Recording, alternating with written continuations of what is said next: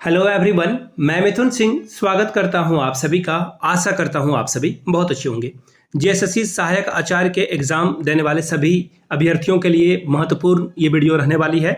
जिन लोगों का पेपर 2 में खोट्ठा है उनके लिए बहुत इंपॉर्टेंट वीडियो रहने वाली है। तो देखिए, भुवनेश्वर दत्त शर्मा और इनका जो उपनाम है जो कि व्याकुल है। एग्जाम में सीधे सीधे प्रश्न बनता है, भुवनेश्वर दत्त शर्मा का जो उपनाम है वो क्या है, तो व्याकुल आपको टिक करके आना है। अब तो ये हुई पहली बात। दूसरी बात, व्याकुल के बारे में ये जान लो, जिसका मतलब होता है व्याकुल मतलब जो बेचैन बेचैन होता है चीजों को, वो जो है एक जगह पे कंसंट्रेट नहीं कर सकता है। तो ऐसे व्यक्ति थे भुवनेश्वर दत्त शर्मा, नेगेटिव वे में नहीं, पॉजिटिव वे में। और 11 साल की उम्र में इन्होंने जो है घर द्वार छोड़ करके जो है ये बाहर निकल गए थे, काशी चले गए थे। तो खैर, उन सारे प्रश्नों को हम लोग देखेंगे और ये फटाफट रिवीजन बैच है। मैं सारे क्वेश्चन को एक्सप्लेन करूंगा और उसके बाद 25 क्वेश्चन को फिर से एक बार रिकैप करा दूंगा आपको। तो और नीचे कमेंट करके आप बताना 25 में से कितने प्रश्न आपके ठीक ठीक हुए वीडियो देखने के बाद। आपने पहले भी जो है किताबों वगैरह से पढ़ रखा होगा, उसके बाद जो है आप फाइनली बताना कि आपके कितने जो है नंबर आए हैं।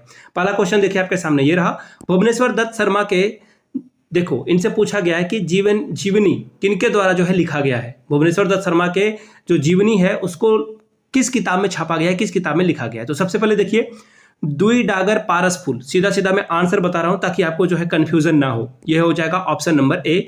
दुई डागर पारस फूल में जो है इनकी जीवनी को लिखा गया है। और याद रखिएगा, ये 9th क्लास खोट्ठा के, अगर आप क्लास 9th के बुक को देखोगे तो आपको ये आइडिया लग जाएगा। ये आपको जो है खोट्ठा के 9th क्लास के बुक में जो है ये मिल जाएगा। ठीक है, चलिए अगले सवाल की ओर हम लोग बढ़ेंगे। इसका आंसर क्या हो जाएगा? Option number A. अगला सवाल देखिए क्या है। भुवनेश्वर दत्त शर्मा के जीवनी के लिखले हथ किसके द्वारा जो है ये जीवनी लिखी गई है? तो देखिए सीधा सीधा जवाब है, भुवनेश्वर दत्त शर्मा जी के जीवनी को लिखने वाले व्यक्ति थे परितोष कुमार प्रजापति। परितोष कुमार प्रजापति के द्वारा इनकी बुक लिखी गई थी, जीवनी लिखी गई थी।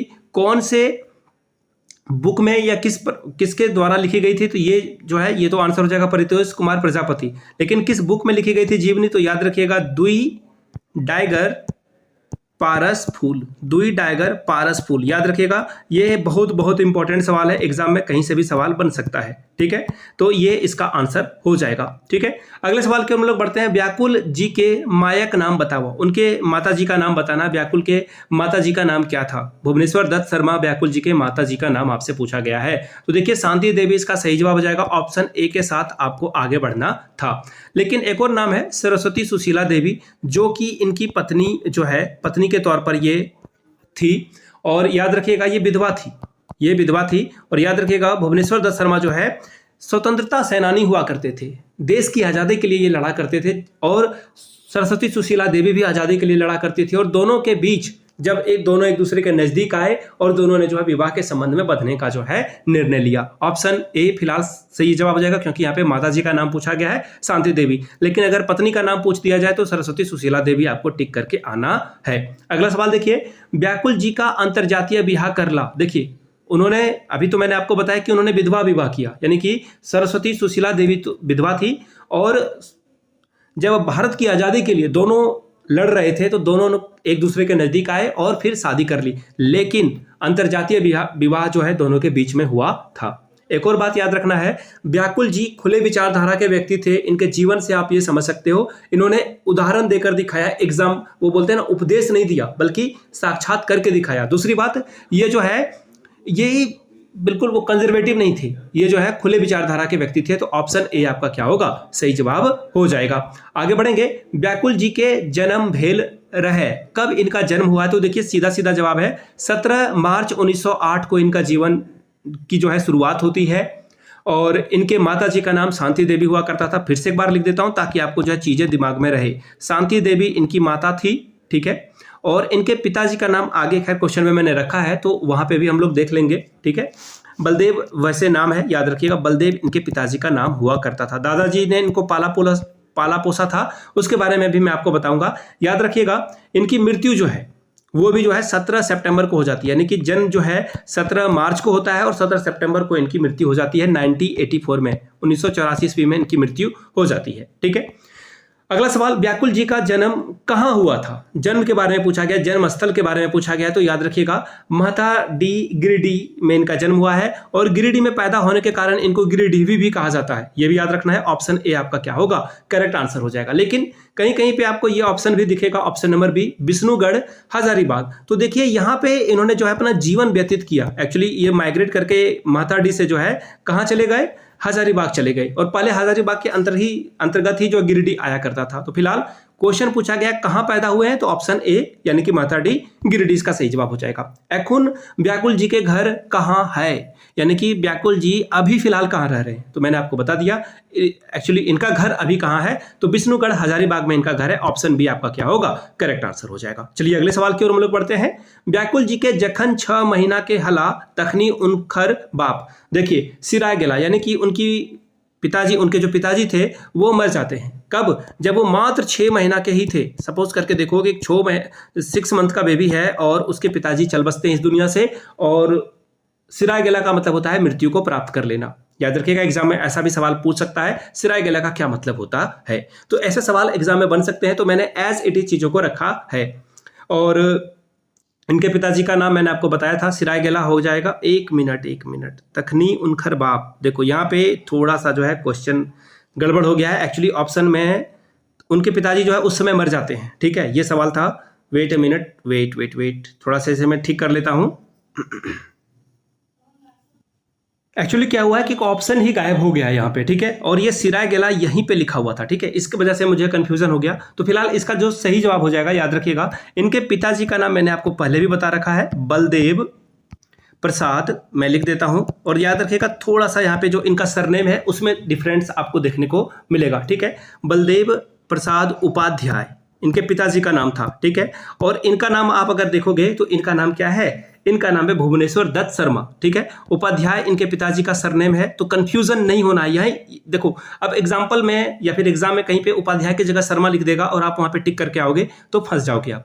ठीक है, ऑप्शन यहाँ पे आप जो है ठीक कर लेना, बलदेव प्रसाद उपाध्याय इनके पिताजी का नाम हुआ करता था। लेकिन क्वेश्चन यहां से भी बन सकता है कि उनके पिताजी जो है कब उनका देहांत हो जाता है, किस उम्र की अवस्था में, जब व्याकुल जी थे तो 6 महीने की अवस्था में ही उनकी पिताजी की जो है मौत हो जाती है। व्याकुल जी के आजा के नाम बतावा। आजा का मतलब आपको पता होना चाहिए, दादा होता है, दादा।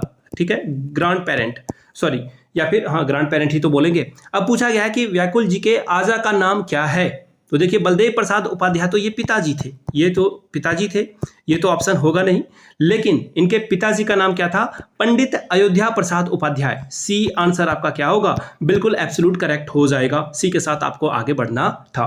क्वेश्चन नंबर 10, व्याकुल जी के घरे मन नाई लागल रहे, वही उम्री घर से भाग के काशी गेल रहत। यानी कि ये जो है किस उम्र में काशी भाग गए थे घर छोड़कर, इसलिए इन्होंने अपने सरनेम को या फिर उपनाम को जो है व्याकुल चुना है। ये जो है इधर उधर भटका करते थे, तो ये जो है घर छोड़कर काशी भाग जाते हैं, कुछ दिन वहां पे रहे और फिर घर वापस घूम के आ गए। ठीक है, तो कितने वर्ष की उम्र में? तो 11 वर्ष की उम्र में ये जो है वापस जाते हैं, ये काशी जाते हैं और फिर वापस लौटकर आ जाते हैं। 20 का क्या होगा? सही जवाब हो जाएगा। देखिए छोटी छोटी बातें हैं, एग्जाम में इसी तरह के सवाल पूछे जाते हैं।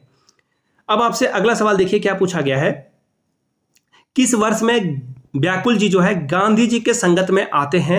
आजादी के उलगान यानी कि आंदोलन में जो है, आजादी के आंदोलन में ये गांधी जी के संपर्क में किस साल आते हैं? तो याद रखिएगा डेट 1925 में जो है ये गांधी जी के संपर्क में आते हैं। ए इनका सही जवाब हो जाएगा। कुछ और ऑप्शंस भी है, देखिए उसके बारे में भी, उसको भी एक्सप्लोर कर लेते हैं। 1908 है इनका डेट ऑफ बर्थ वाला ईयर है, यानी कि 1908 ईस्वी में 17 मार्च को ये पैदा होते हैं। ठीक है, 1930 में इनकी जो है पहली कृति वो जो है प्रकाश में आती है, उसके बारे में भी बात करेंगे। 1939 में जो है उस एक और कृति के बारे में भी बात करेंगे, उसके बारे में भी अभी आगे जो है क्वेश्चन मैंने रखा हुआ है। अगला सवाल देखिए, खोटा साहित्य संस्कृति बाटे व्याकुल जी के पानुरी स्मृति सम्मान से सम्मानित किया गया है। आपसे पूछा गया कि कौन से साल में इनको सम्मानित किया गया है? तो 1989, एक्चुअली यहाँ पे 84 ऑप्शन है, ये गलत है।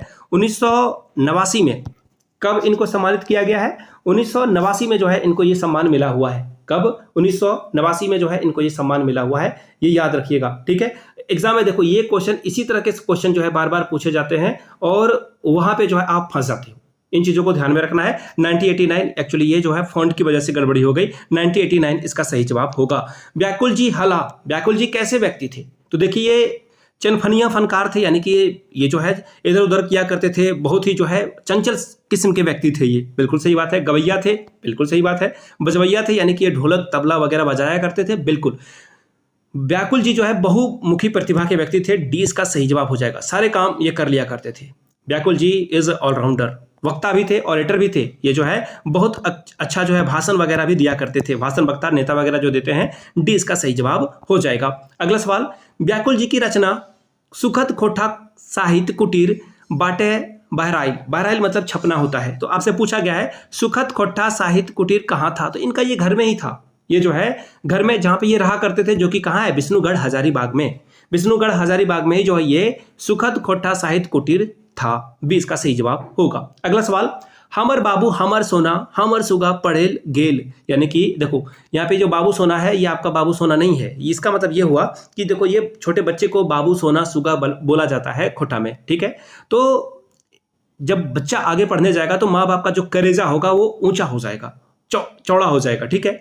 तो व्याकुल जी का ये जो कविता है, आपसे पूछा गया है किस कविता के रूप में इन्होंने जो है वर्णित किया है, उस कविता का जो है टाइटल शीर्षक जो है वो पूछा गया है आपसे। तो देखिए इसका सही जवाब हो जाएगा छुआ दुलार। छुआ का मतलब होता है बच्चा, छोटा बच्चा। छुआ दुलार में ये जो है ये कविता लिखी गई है व्याकुल जी के द्वारा, भुवनेश्वर दत्त शर्मा उर्फ व्याकुल जी के द्वारा ये कविता लिखी गई है। अगला सवाल, व्याकुल जी के लिखल कविता लागे, कौन सा कविता इनके द्वारा लिखा गया है? तो देखिए प्रताप वर्तमान लोकमान्य इनके द्वारा लिखी गई कविता है।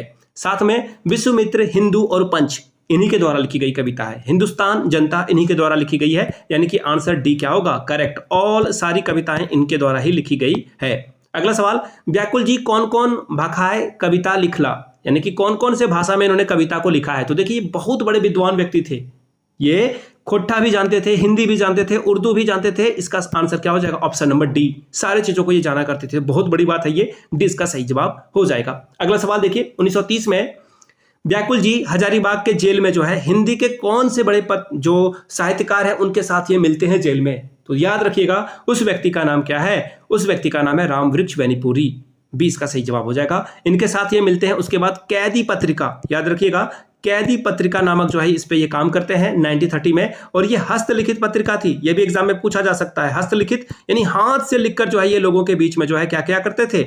लोगों को जागरूक किया करते थे। ये जो कैदी जो पत्रिका थी ये रामवृक्ष बेनीपुरी के साथ इन्होंने लिखा। संगत से गुण आते हैं, संगत से गुण जाते हैं। व्याकुल जी जो है बेनीपुरी जी के संगत में आकर और भी निखर जाते हैं। अगला सवाल देखिए, और एक और बात याद रखिएगा व्याकुल जी के बारे में, जब 1940 में रामगढ़ में जो है कांग्रेस का अधिवेशन होता है, जहां के अध्यक्ष मौलाना अबुल कलाम आजाद होते थे, उस कांग्रेस सम्मेलन को सफल बनाने के लिए जो है इनका बहुत योगदान होता है। रामगढ़ झारखंड में पड़ता है, आपको पता होना चाहिए। वहां से कर्क रेखा भी गुजरती है। एग्जाम में हो सकता है कि पेपर 3 में ये सब सवाल बन सके। 1940 में कांग्रेस का अधिवेशन कहां होता है? तो याद रखना है रामगढ़ में होता है। रामगढ़ रांची से थोड़ा सा आगे आपको देखने को मिल जाता है, ठीक है।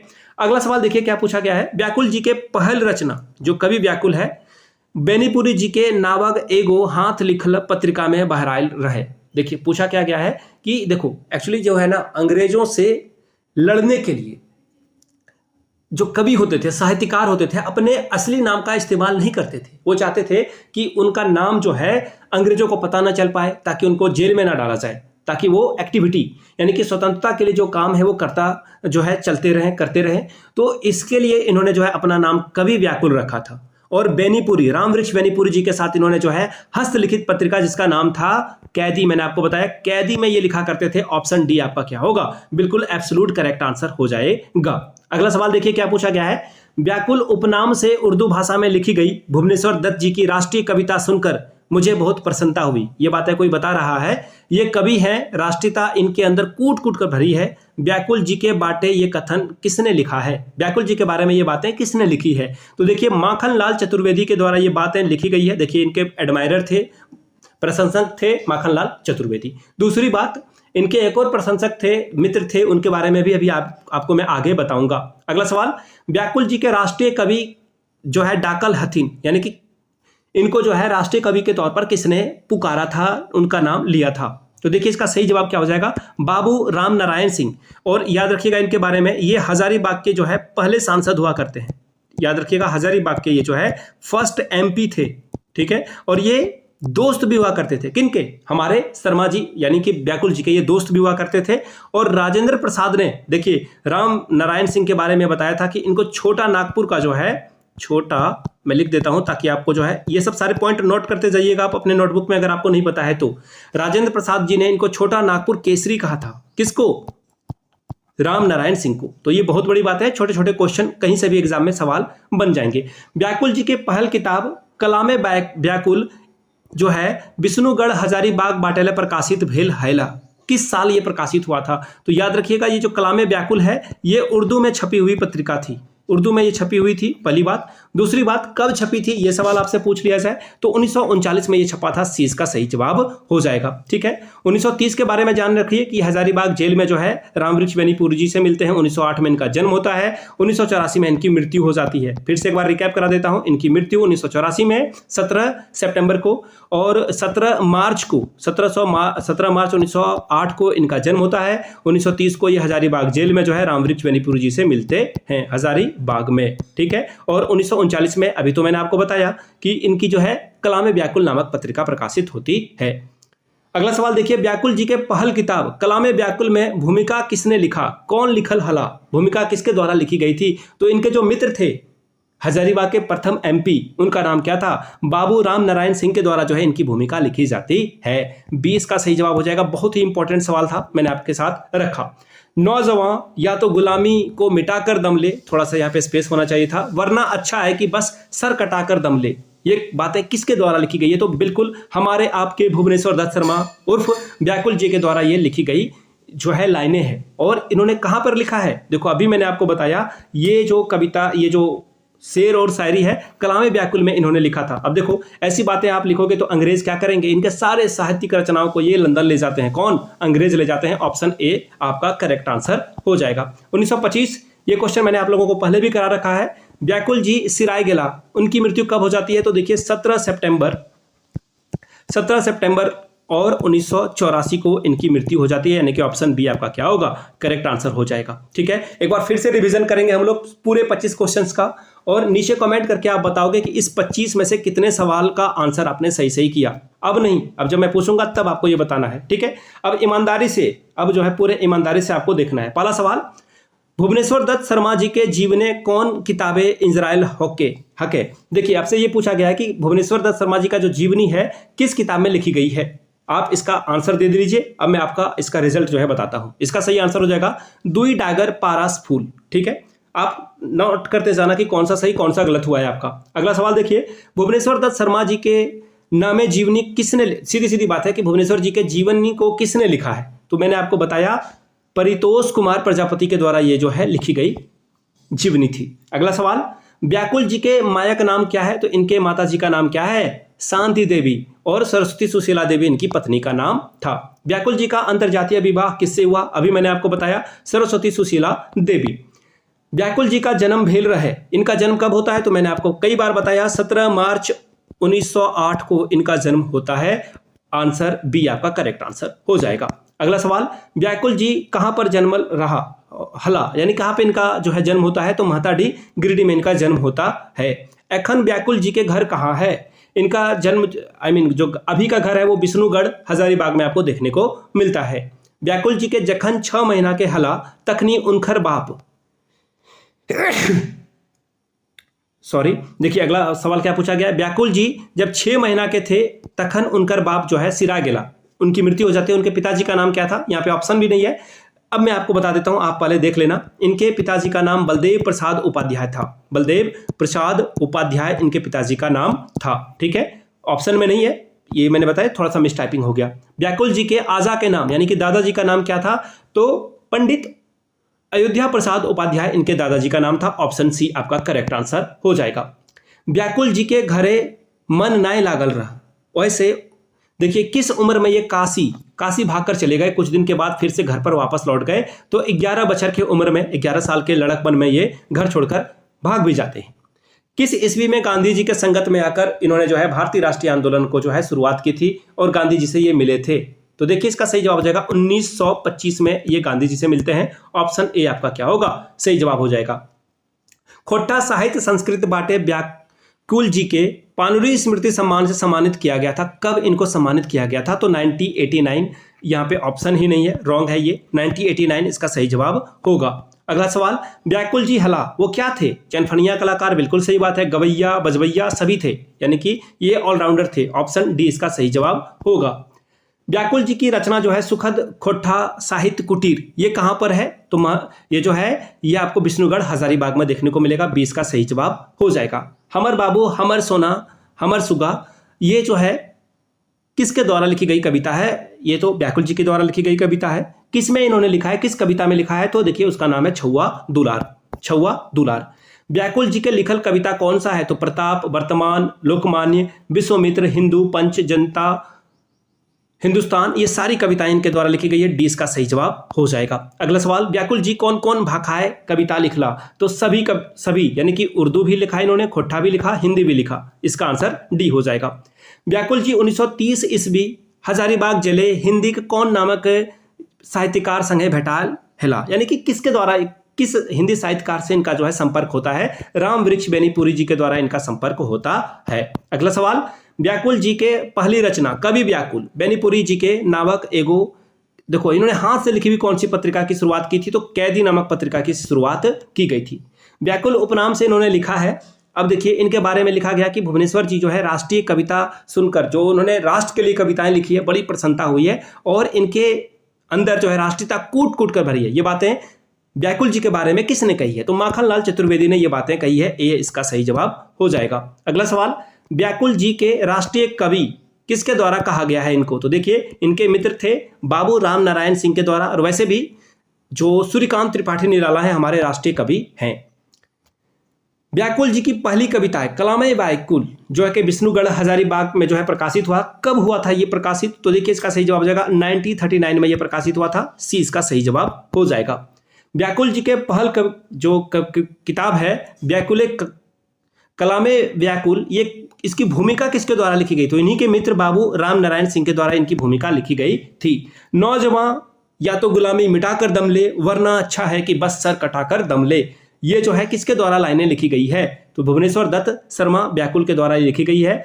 कलामे व्याकुल में ये बातें लिखी गई है। और व्याकुल जी की सिराय गिला, यानी कि कब इनकी मृत्यु हो जाती है, तो देखिए 17 सितंबर 1984 को इनकी मृत्यु हो जाती है। इसका आंसर बी हो जाएगा। तो और भी जो भी साहित्यकार का परिचय आपको पढ़ना है नीचे कमेंट करके बताइएगा। छोटे छोटे इसी तरह के वीडियोस में आपके लिए लाता रहूंगा और आप अच्छे से पढ़ते जाओगे। अब आपकी बारी है, 25 में से कितना आंसर आपने किया। जिन लोगों का 25 में 25 आया वो 25 में 25 लिखेंगे, जिनका 23 में 25 में आया तो वो आप ये लिखोगे। ठीक है, इस वीडियो को ज़्यादा से ज़्यादा लाइक करें, अपने फैमिली एंड फ्रेंड के व्हाट्सएप ग्रुप पर शेयर करें ताकि वो भी खोट्टा की तैयारी अच्छे से कर पाएं। बाय द वे, वीडियो अच्छा लगा हो और आपके लाइफ में वैल्यू ऐड करता हो तो प्लीज़ सब्सक्राइब करें और लोगों तक इस वीडियो को पहुँचाएं। वीडियो को यहाँ तक देखने के लिए आप सभी का बहुत बहुत शुक्रिया। Have a good day.